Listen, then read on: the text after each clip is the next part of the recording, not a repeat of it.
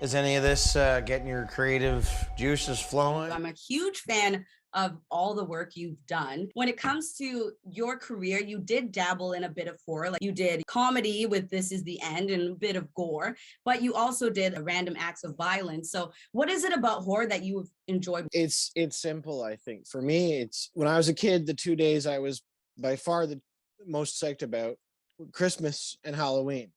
And Christmas because it's Christmas, but then I'd open all my presents and then the second half of the day would just be me watching movies because I would only pretty much ask for movies for Christmas. Halloween was everything else, was getting to cover myself in fake blood and turn the front of our house into something kind of creepy and make a dead guy, with old clothes filled with rags and stuff.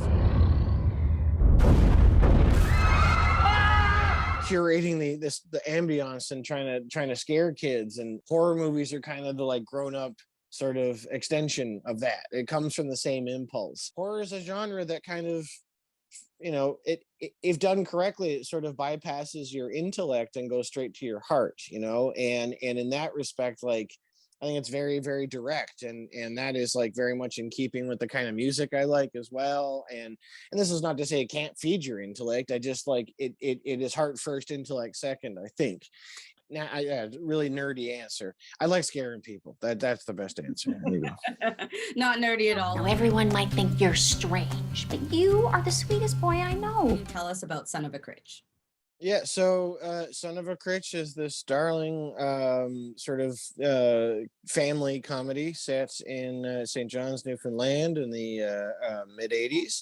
And it is based on Son of a Critch, the memoirs of Mark Critch, one of this country's funniest people and a friend of mine. The episodes that you directed, 9 and 10, what can fans expect? 9 played last week and was about Mark's kind of falling in love with live theater and learning some lessons about humility on the way. Number 10 is about, without giving too much fun away, basically family ends up in the hospital. Mark is sort of left in charge of the household. His older brother doesn't listen to him, and yeah, it all goes downhill from there. You've done quite some work behind the camera.